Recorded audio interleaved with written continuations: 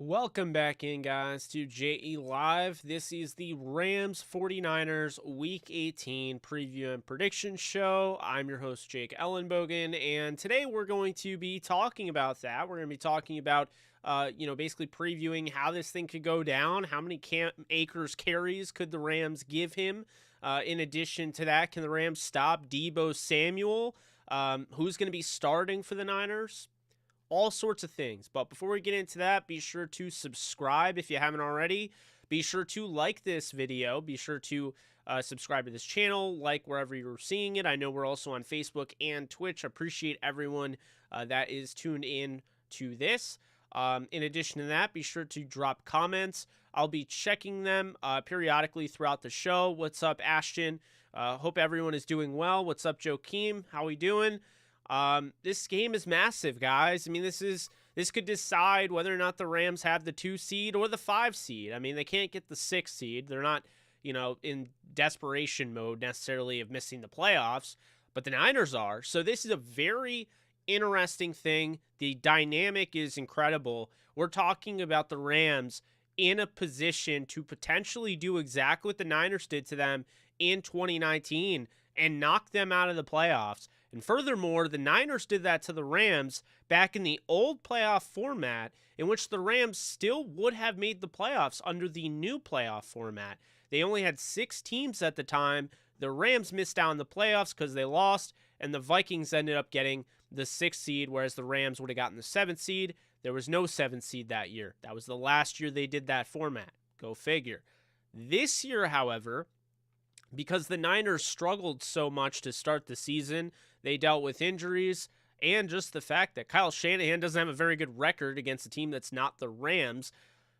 The Niners are playing for their lives. If the Niners win this game, they make the playoffs. If the Niners lose this game, they could still make the playoffs. But all of a sudden, now you put the hands in the Atlanta Falcons, who are out of the playoff contention. They don't have Calvin Ridley, who probably might not play another down for the Falcons, could be looking for a trade, and a team that just simply, they've been in a lot of games, but they don't win a lot of games. There's a reason why they're eliminated. So wouldn't want to put my money on a team that has to win in order for me to make the playoffs in general, but definitely wouldn't want to put my money on the Falcons to win when they're playing on the road against the Saints, who have a nasty defense. I don't love that. So anyway, that's where it stands right now. The Rams are either going to play the Philadelphia Eagles, the San Francisco 49ers, or the New Orleans Saints in the first round if they get that 2 seed. And if not, they could play a myriad of teams. They could play the Cowboys. They could play the Cardinals. I mean, all those teams are in play if the Rams lose this game. So it's very important that they do win this game. They take care of business. That's simple. They got to be able to do that.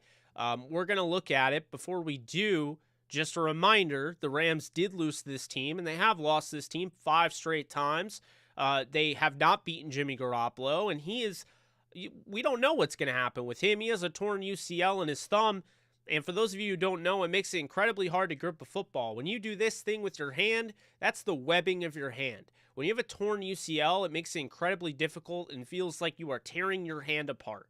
So it is incredibly frustrating, obviously, to be able to not only grip a football, but to throw a football. So that is going to be, a question. Does that, come into play? Does Garoppolo play in general?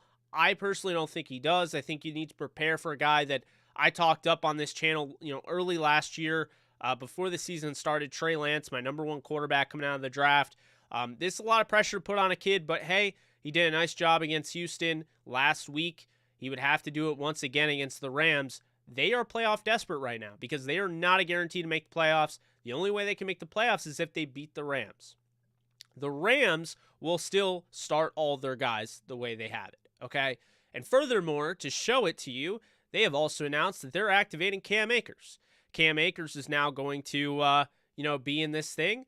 Cam Akers is going to play. And for those of you who don't remember last year, it only took 9 carries for Cam Akers to go over 80 yards and even add a touchdown to it. Biggest issue for the Rams in beating the Niners has been time of possession, and furthermore, it's been turnovers. This is a team that doesn't generate a ton of turnovers, a ton of interceptions, but they did pick off Matthew Stafford twice in their last meeting. So Matthew Stafford, of course, is going to have to keep things under wraps. The Rams running backs are going to have to make sure that they're not going to fumble this ball away. We haven't seen a fumble from the Rams running backs in quite some time. It was against the Arizona Cardinals, in which that was, taken over by the Cardinals. They were back in the red area, and sure enough, that game was over before it even began. So Rams have to stick to a balanced attack. They're going to have to run the football. They have Sony Michel playing well. He has, if you didn't know this, he actually has over 1,000 yards in total offense for him. And Cam Akers is going to be playing this game. I don't expect him to have a huge role. I think he's going to get about 10 carries around that. But that's kind of where I see that. And I think, in my opinion anyway, I think you're probably going to see Lance. I do see Coach T. Bates is in here saying Jimmy was throwing just fine yesterday. That may have been the case, but if he's in a lot of pain, I don't know if he's going to play necessarily. I honestly would imagine he doesn't. If he plays or if he doesn't play, I do think the Rams are going to win this game, but I will get to that. I do have to point out that Alexis and I have a preview podcast coming out where we go more, in detail between the two of us for Downtown Rams. That'll be coming out after this. Well, I'll be editing that and dropping it out after this. But just so you know, just a few stats to throw out there. The Rams are 9th in points per game with 27.3. The 49ers are 13th, averaging 25 per game. Rams' total offense is 6th in the league, 378.8 total offensive yards, whereas the Niners are 10th at 371.1. The run offense, as far as that's concerned, the Rams have been able to run the football, but they're 24th in the league, only averaging 101.2 yards, per rushing yards in a game. On top of that, the Niners are 7th. They average 126.9 per game. Rams 277.5 or 277.6. They're 5th in the league in passing offense. The Niners they have 244.2. They are 12th. Time of possession, this is the big thing, right? We talk about, the last few stats I rung off there. The Niners are right around the same ballpark as the Rams, except for rushing. The Rams obviously are way down there. They've gotten a lot better over the course of the last few weeks. But time of possession is crucial here, because time of possession, at the end of the day, the Niners had the ball almost 40 minutes the last time they played. So I hate to break it to you, but if you're going to score, and the Rams' only touchdown was scored on a under 3-minute drive, in which I remember we were live right on this channel, and I said they scored way too quickly. They put the defense right back out on the field, and sure enough, they were gassed. So if you want to win this game, you are going to have to hold on to this ball. You're going to have to keep the time of possession, and it's that simple. So that's how I look at that. The Rams are averaging, they're 15th in the league in points per game, points allowed per game at 21.6. The Niners are allowing the 14th most in the league, 14th fewest rather, at 21.3. Now, looking at this, both teams, they get to the quarterback. The Niners are tied for 7th in the league, 43 sacks. Whether you realize it or not, before Monday Night Football, the Rams at 47 sacks actually led the league until the Steelers had 9 sacks in that game, took over the league lead in sacks. Rams are tied for 6th in the league in 17 interceptions on the season, whereas the Niners are 29th in the league with 7 interceptions on the season. The Niners have a -4 turnover differential, and despite the fact that Stafford has had 6 turnovers over the last 2 weeks, the Rams have a +2 turnover differential, which is tied for 13th in the league. The Rams have all of a sudden found their stride in the punt return area, getting, of course, a punt return touchdown fairly recently, by Brandon Powell. So they have that return element to them. I think they're going to win this football game, but I think it's going to be very close. And since I have the Saints beating the Falcons, that would mean the Niners get knocked out of the playoffs.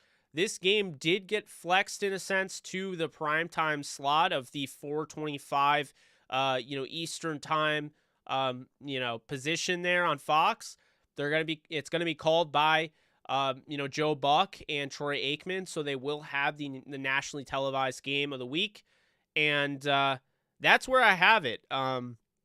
I think the Rams win this game 31-28. I think this is going to be, a close one. I think it's going to be When you play a team that is on the verge of collapse or on the verge of getting eliminated or something along those lines, it becomes desperate. When you play a desperate teams can be scary teams to play. So when I look at it, in my opinion, I wouldn't be surprised if the Niners win this game.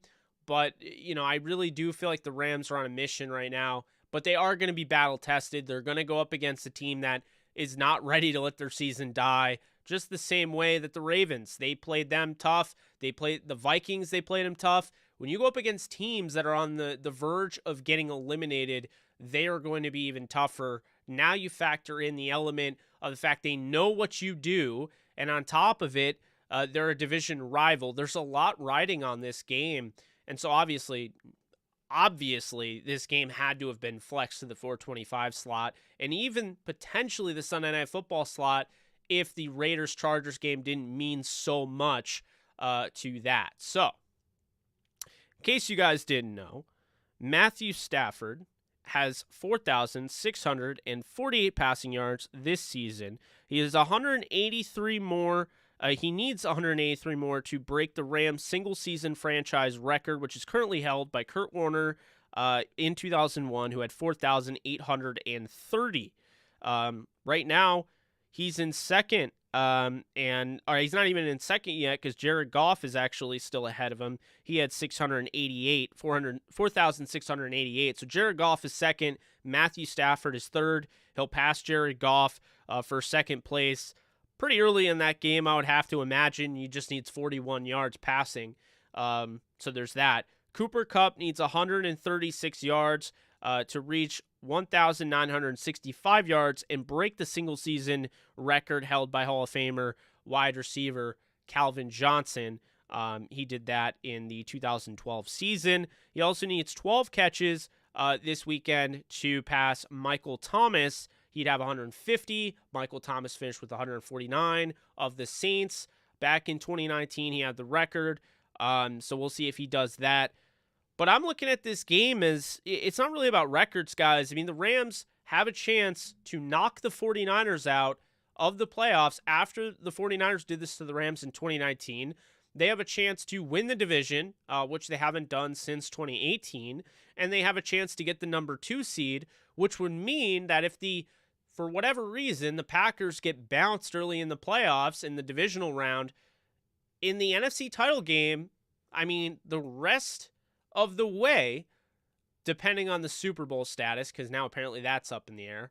Not going to get into that, though. Not even going to talk about that. But the Rams getting the 2 seed means if the Packers get bounced in the divisional round, the Rams would literally play a home game from this game, Week 18, until the end of however long they play.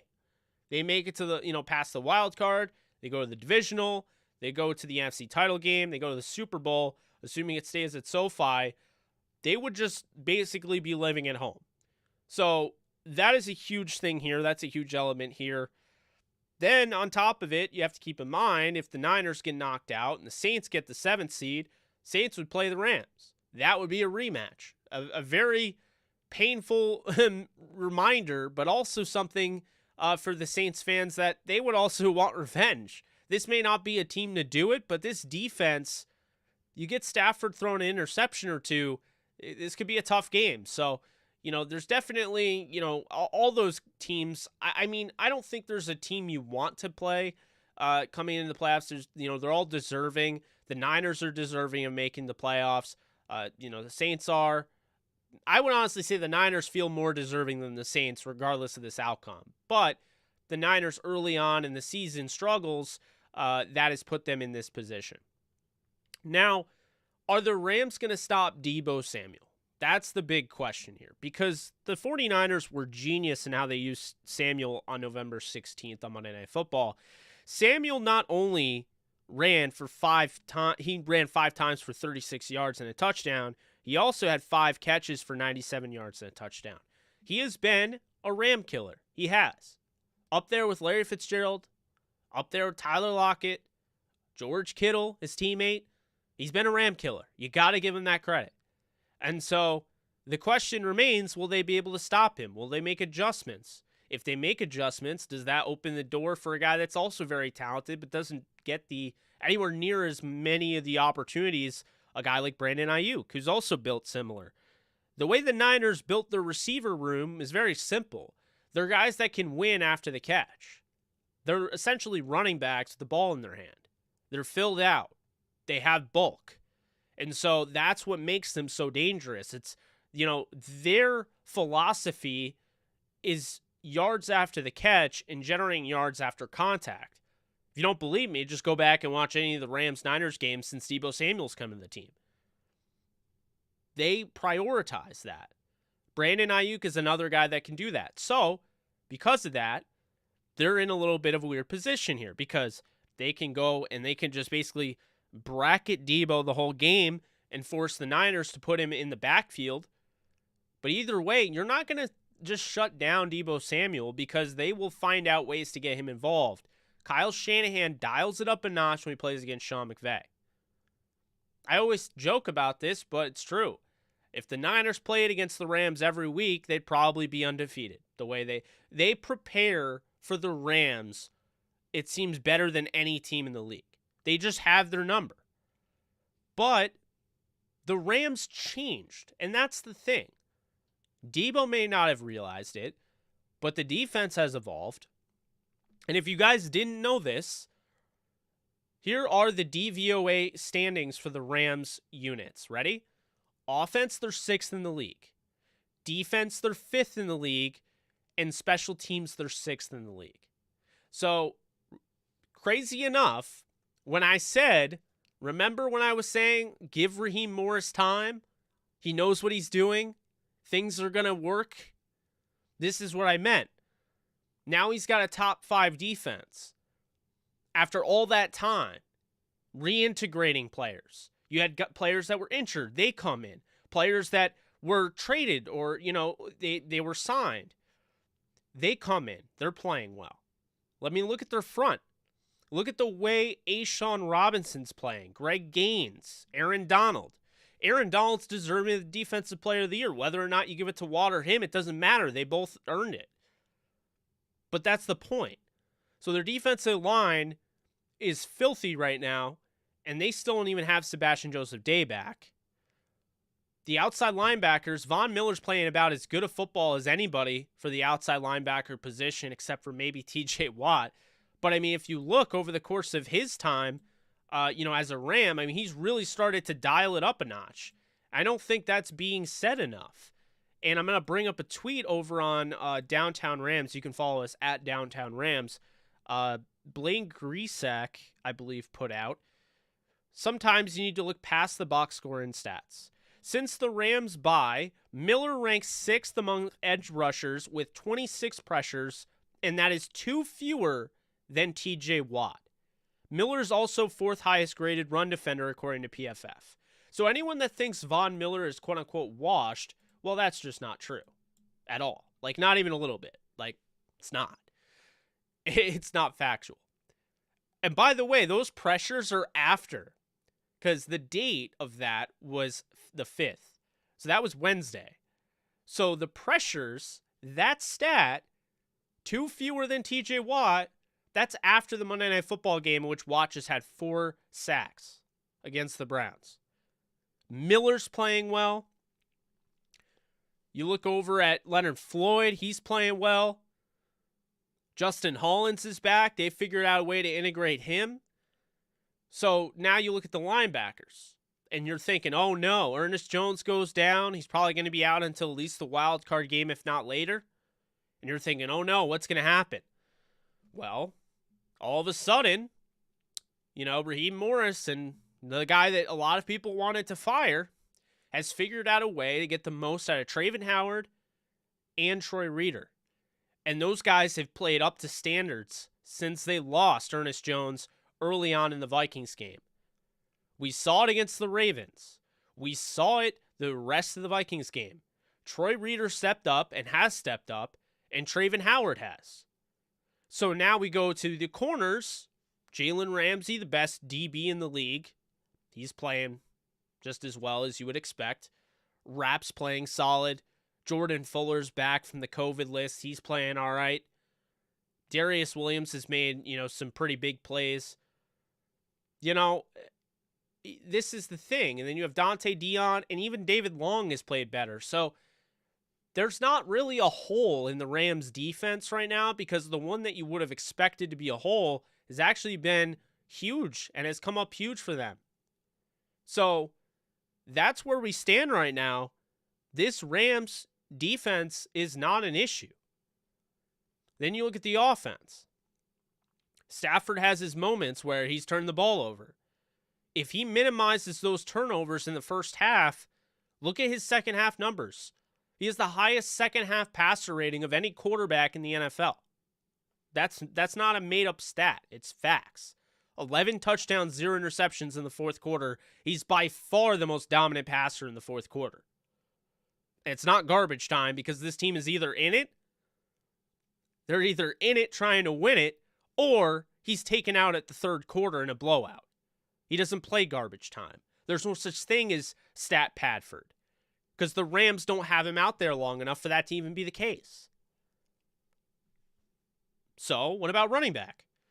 No big deal. Sony Michel actually came pretty close to getting to 1,000 yards, and he could still have it if he had over 200 yards rushing in this game. That's the crazy thing. Despite only starting, 5-6 games? No big deal. Cam Akers is back. Don't look now, but they're saying that he's pretty much fully healthy, and he looks very explosive. So the idea that this guy that tore his Achilles tendon 6 months ago is going to play in this game, and they're saying he hasn't lost a step. I mean, I understand when he plays the game, it's going to be different. That's when it matters. But if that's the case, then there's no issues there. So then you look at wide receivers. Oh, no big deal. Cooper Kupp is maybe having the most dominant season for a receiver in NFL history. Oh, OBJ is their second receiver? Oh, he somehow figured it out, because now he has 5 touchdowns in the last 7 games. What about Van Jefferson? You may not realize this, but Van Jefferson is right around the 800-yard mark. I believe he's over it, if I'm not mistaken. I'm going to check that right now. I like to be right and give out facts, not just say a bunch of nonsense. I knew the other ones, though.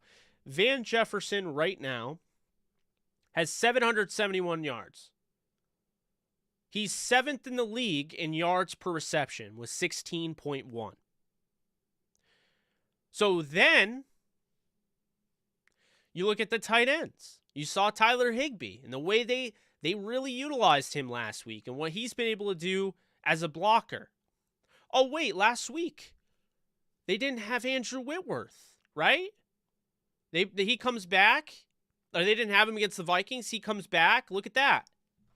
So now they have Andrew Whitworth, and, everybody's back.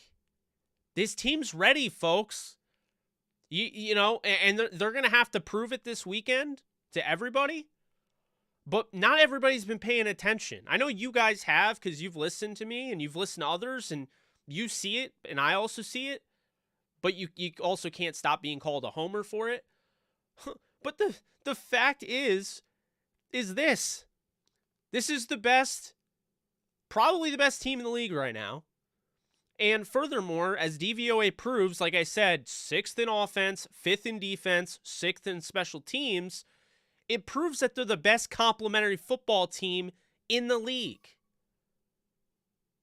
They've taken their special teams unit from 28th to 6th, despite losing Jacob Harris and Tutu Atwell for the season early on. Their special teams unit has been another level, and now they have a returner. That's what's not being talked about enough. So I look at this game as the Niners are going up against a team that has hit their stride. They're finally as good as we thought they would be, and they can still be so much better on offense. But the most important thing is, as long as they keep this game close, and they're down by 7 or whatever, I think they still have proven over and over again throughout this win streak, when things get tough, when Stafford throws interceptions, they can win. There's not a team in the league that can do what the Rams are doing right now.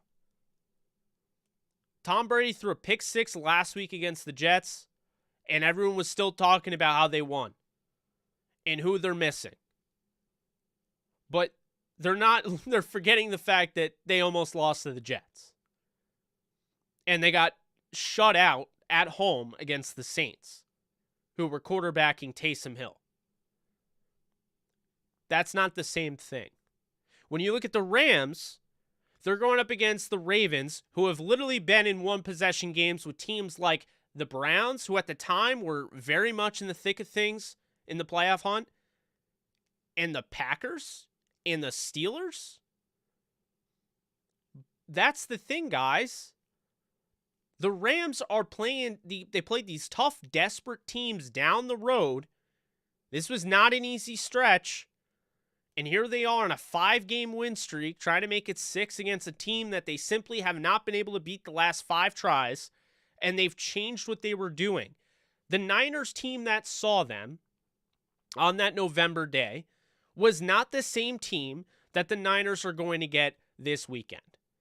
And oh, by the way, the Rams are back at home after finishing that brutal road trip. May not have been super long, didn't have to be super long. You went to Minnesota and you went to Baltimore. And you won both those games against teams that were dying to make the playoffs and had to beat you to do it. And you trailed in both games at some point. As a matter of fact, you trailed the entire time against the Ravens. You came back at the end.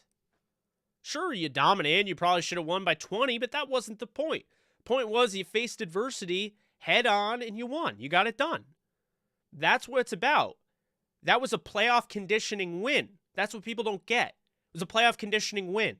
Oh, the Rams only won by 1. Doesn't matter how much they won by.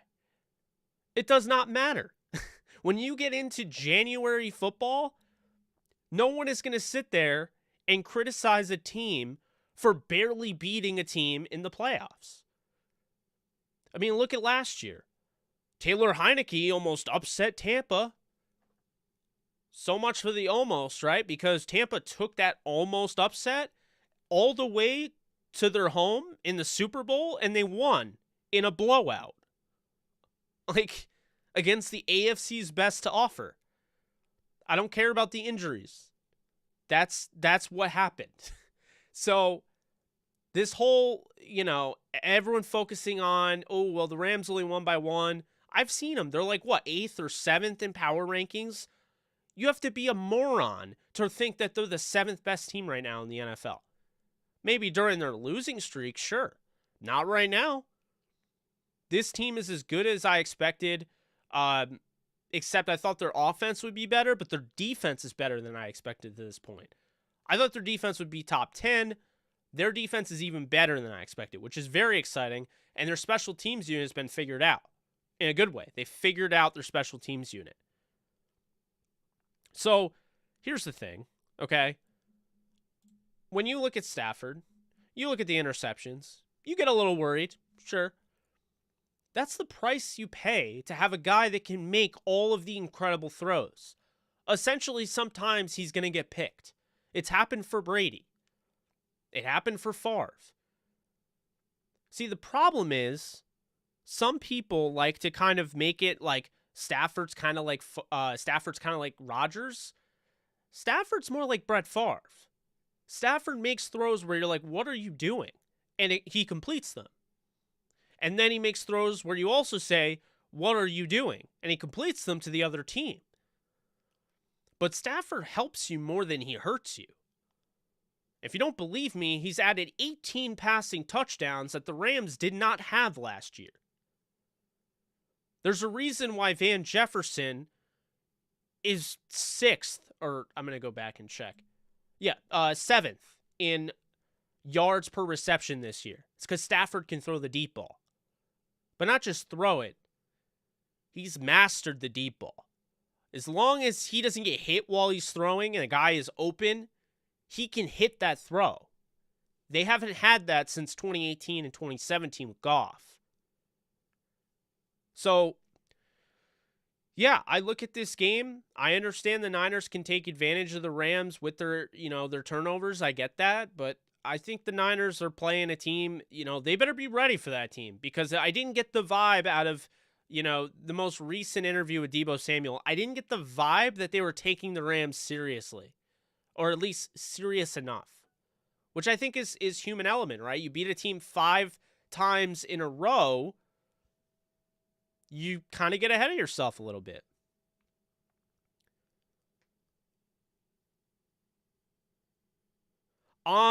Coach, I gotta say, I really don't think that factors into it. I don't think this Rams team is going to get too caught up in the fact that it's the Niners, and I don't think Sean McVay is. I think he learned his lesson. I mean, we'll see, but everything about this 5-game win streak is showing the exact opposite of what we've seen constantly out of Sean McVay. He hasn't abandoned the run. There are times maybe we want to run the ball more than throw it at times, but regardless, he hasn't abandoned the run. They ran 5 times with their leading rusher against the Niners in that game. So they haven't abandoned the run, and they've shown the ability. What have we talked about, guys? What did we talk about earlier in the year when this team lost? This team doesn't come back from deficits. They just don't. Well, all of a sudden, they've had to do that. And they've had to do that without guys like Whitworth playing and, Higbee. They've had to win without Ramsey. They've had to win with COVID just, running roughshod through their locker room. What doesn't kill you makes you stronger, and clearly none of these things killed the Rams. It's made them stronger.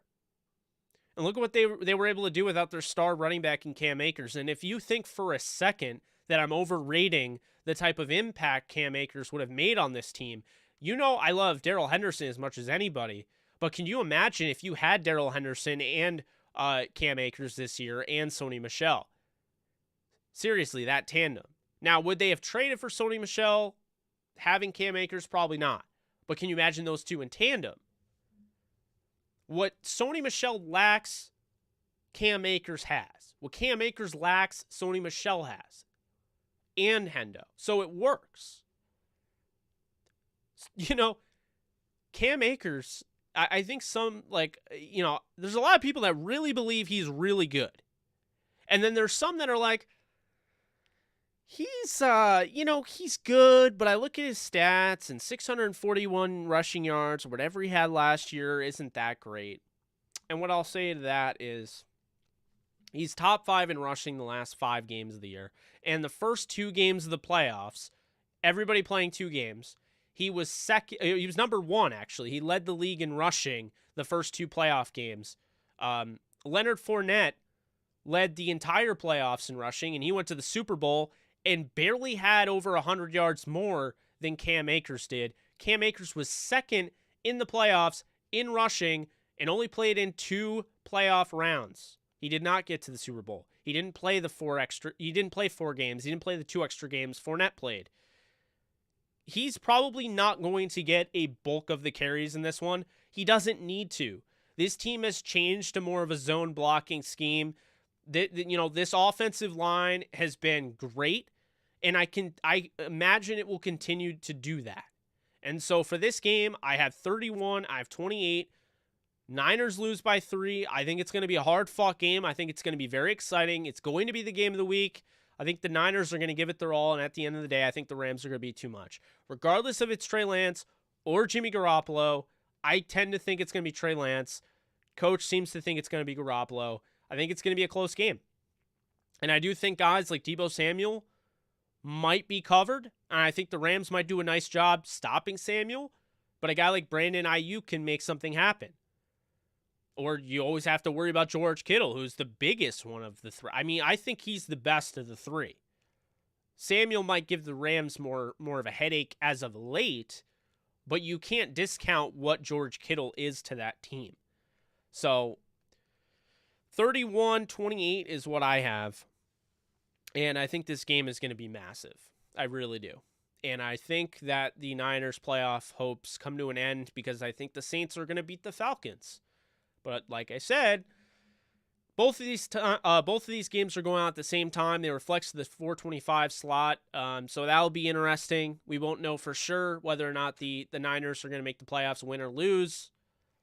But if this game gets over with, and the Rams win earlier, it's going to be Falcons Saints, and Niners fans are going to have to be the biggest Falcons fans in the world if they want to make the playoffs.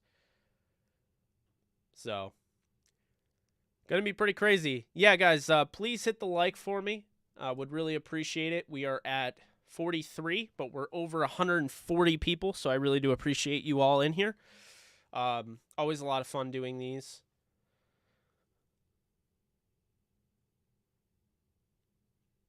Yeah, I mean, like I said, I do think Lance starts. Coach is a huge Niners fan. He thinks that Garoppolo is going to start.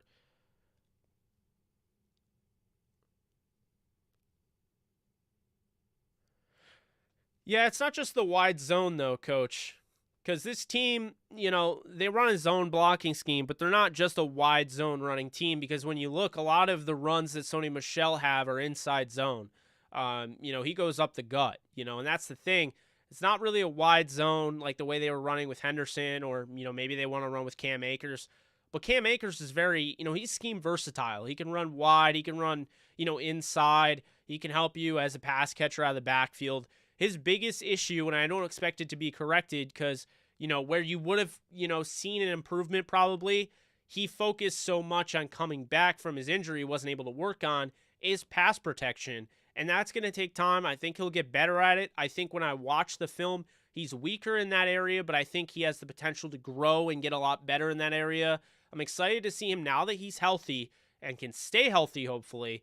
This offseason, he can work on becoming a better pass protector because that is the final step to becoming the go-to bell cow running back. You can stay on the field all 3 downs. So that's what I'll say about that. But Sony Michel, he's very good, in the pass protection, game area, whatever you want to call it. So is Henderson. Henderson's the best of anybody on this team in pass protection. You wouldn't imagine that because he's 5'8", but it doesn't matter how tall he is, and it doesn't matter how big he looks. It's about form, and the guy has incredible mechanics, which allow him to use the leverage against these guys and win in pass protection. Guys, let's keep it going. The thumbs up, thumbs up on the stream. Got 53. Let's keep it going. I do want to do a giveaway at some point as well. I don't know what it'll be, but I do want to do it at some point. I wanted to mention that. I don't think Jimmy's going to play. Like I said, the webbing of his hand. I read something about there's a quote out there, something about Jimmy Garoppolo's hand that was pretty evident to me that if he does play, I don't even think he's going to be able to help them. Let's see. I want to find it because it was very interesting. I mean, it makes a lot of sense. Let's see. Okay. Here he is 2 days. Oh, that's not right. It's just him dropping an F-bomb and saying it hurts. No, I saw a legit quote, what he was breaking it down as. But the problem is, it's a right thumb UCL tear. So he's throwing, and it's going to be on his right thumb. It's also along with a fracture. So, I mean, the idea that he would just be 100% ready for this game is just not realistic. You know what I mean? It's going to be tough.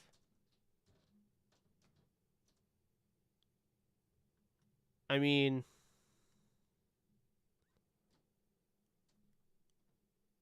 people are saying, though, that it's just a way for Trey Lance to play and that he was benched. I don't know. I think it's a torn UCL and fractured thumb. I mean, I don't know if he'll be back in time. I really don't. I mean, I personally don't expect him to be back. It doesn't speak to me like this guy is about to play. I'm not really confident that he's going to play. stranger things have happened, but I'm going to ride out that I think it's going to be Trey Lance. And whether it's Trey Lance or not, I mean, I think the Rams win. But I'm still trying to find it because I cannot find the quote for the life of me. And I know I had it at some point. It was in a tweet. I still would love to be able to find it.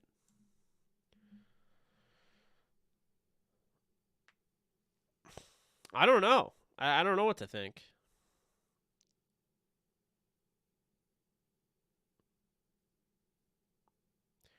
I don't think Stafford's a huge question mark. I think the only question mark is he going to come out?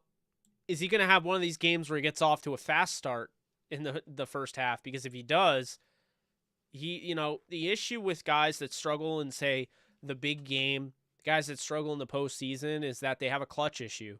You just simply aren't clutch. And Stafford is. 11 touchdowns, 0 interceptions in the fourth quarter this year. Highest passer rating in the second half of anybody. He's clutch. He's got it. Yeah, so likely they'll get the DBs back. I know people are asking me, Trent Williams, is he going to play? Trent Williams is going to play, I think.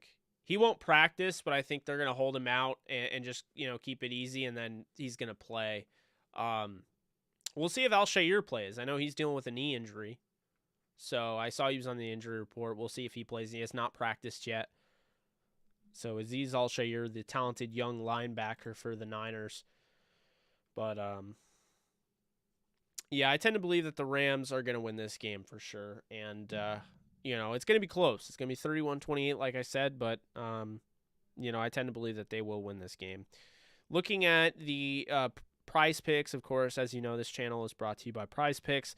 The over-under, Cooper Kupp is now 113.5. Was way higher earlier in the week.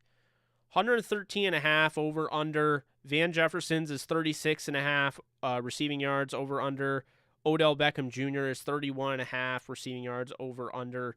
Tyler Higbee is 33.5.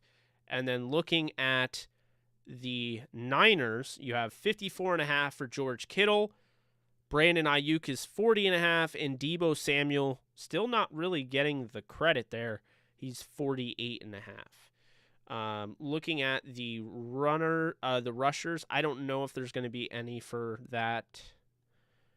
Nope, none yet. You'll have to stay tuned on Prize Picks right around Saturday, Sunday. They'll have that. They don't have a 49ers quarterback over under. Matthew Stafford they do have at 270.5 passing yards. Receptions, we'll see. They do not have anybody. Well, they have George Kittle at 5, Brandon Ayuk at 3.5, Deebo Samuel at 4. Touchdowns, nobody there. Passing touchdowns, nobody there. And rushing touchdowns, nobody there. So they do have pass completions over under Matthew Stafford 23.5 and interception 0.5 over under. So that's that over on Prize Picks. In case you guys don't know, you can go over to Prize Picks. You can put in our promo code DTRAMS and double your first deposit. For you in New York, I want to give you a little bit of a heads up. If you're in New York, just like yours truly here, sports betting in an online format, so online sports betting or online gambling is becoming legal tomorrow at 9 a.m. Eastern time. So be sure to go on wherever you need to go on. There's FanDuel, there's DraftKings, there's Caesars, MGM, all sorts of them. And if you need somebody to help you out with your bets, I'm your guy. I will help you out. You can DM me. You can ask me whatever. On top of that, I also write for the game day. I'll have Rams and 49ers game props posted. So that'll be posted tomorrow on the website, thegameday.com. And as well as I have NBA and I also cover the NHL. So if you guys are interested in those, I'll be doing those as well. Just some reminders out there. Philip does not see the Niners putting up 48 points against the defense. You're saying Rams defense is bad when they've been playing well the past 5 games. No, I'm not saying the Rams defense is bad. What I'm saying is that I think the Rams defense is actually very good, but what we noticed, the Chiefs had probably the best defense over the last 8-9 weeks, and when they played against the Bengals, they were tested. So I feel like this could be a game, kind of an anomaly game, where normally this defense would probably hold the Niners to, say, 13 points, and it would be an ugly 13-10 game or 20-13 game. But I'm feeling like the desperation here outweighs how good this defense has been. And so I feel like the Niners will try things that maybe they wouldn't try normally. You're playing a team potentially playing their last game of the year when you already know you are playing past this week. You're literally playing next week. We just don't know who you're playing, and we don't know when you're playing. So that's the thing. And so because of that, I think they're more likely to take risks that you wouldn't expect. They're more likely to go forward on 4th down when, it's week 5. I mean, we're not going to go for it on 4th down. We'll just punt it. We'll see. When you're desperate like that, sometimes those decisions all of a sudden now they become more magnified and you do have to actually go for it. So something worth mentioning, but I understand, if the Rams do give up 28 points, I understand people will be a little surprised because the defense is playing so well. Thoughts on Joe Burrow? I think Joe Burrow's great. He's definitely the comeback player of the year. I don't know why he's in the MVP conversation after 2 really impressive games. Give him some time. I think next year he'll probably, have a better year, but I wouldn't put him in the MVP conversation. Not yet. Give it a year or 2. He looked good, but he had some games where he didn't look as good. So, yeah, guys. Be sure to thumbs this video up, like this video. We're over 150 people. I want to get to over 100. If everyone in here could just give it a thumbs up, like this video, would really help me out. Would tell YouTube straight up, hey, this is Rams content and 49ers content, because I'm also talking about the Niners. NFL content, if you want to go there. And these fans that technically, always watch this type of content on YouTube, they like this. So they'll recommend it to other people that like this said content. Guys, we're getting pretty close to 10K. Would definitely appreciate to get there. We'll be getting there. I don't know when, but looks like it'll be soon. Looks like we are closer than I thought we would be at this point. We're making up some good ground, which I like to see. So definitely like to see that. We're actually at, I'll tell you right now, 9,642 subscribers. So really do appreciate you guys subscribing to the channel. Appreciate you guys liking. That's the one thing. We got to get more likes on the channel, because if we get more likes, then again, it pushes it out. More people find the channel. That's how we grow. So we have 72. Again, we'll really appreciate it if everyone just could hit the thumbs up button, whatever you call it. Thumbs up, like, whatever. Nice. That sounds a great jersey. I mean, Trey Lance is going to be there for a long time, and you obviously know, if you know me, I'm a big Trey Lance fan. So appreciate you, Coach. Yeah, I try to keep it real, and respectful, because I'm aware, there's a lot of Rams fans here, but I can't stress enough. I want everyone to feel welcome to join this channel, because we don't just talk about the Rams. Like I was just saying, we were talking about Prize Picks. We're talking about props. We're talking about, the NFL playoffs. We're talking about the Falcons. I want it to be kind of like, I don't want to call it a safe space, but you should feel comfortable coming in here and be able to talk about what you need to do and what you want to talk about. 49ers fans, welcome. Rams fans, welcome. Cardinals fans, welcome. Even Seahawks fans, welcome. But that's the plan. Was not able to get out I was not able to do a film breakdown. A lot going on, obviously, with my family. I had the services yesterday for my grandpa. Again, can't stress enough how much I appreciate you guys. I haven't been able to get back to everybody because I was blown away, to be honest with you.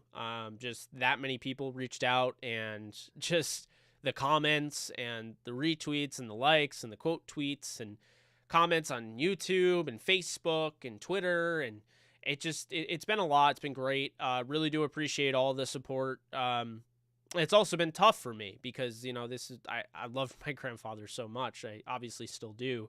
So he's a big reason why I'm even able to do this full time. He kind of pushed me in this direction. So it's been really cool to be able to kind of, continue to do this. And he was always following. And, as he would say, he's like, oh, I think you did great. I just had no idea what you were talking about, because he didn't follow, any of this. So it's always cool. But, again, really appreciate you guys, donations, comments, things like that. Just all, really help me out and, have been really supportive. So it's been a tough week, but we're going to get past it. And, like I said, I mean, we're going to kick ass this year. We're going to have a fantastic 2022.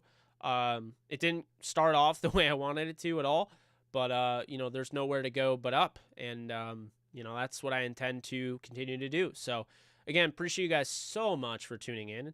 As always, I'm Jake Ellenbogen, and I'll be back the day of, Sunday.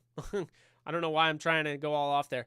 The day of this game, right around, I say 3:15 is what I have listed at, but, maybe a little bit earlier or later. We'll see. I'm going to do a preview live stream talking about, inactives, things like that for Rams 49ers. Then we're going to do our post game, and that will wrap up the regular season. Then, we're not going to waste time. We're going to get right into their playoff matchup. I'll probably do a video discussing the playoff matchup, say Monday.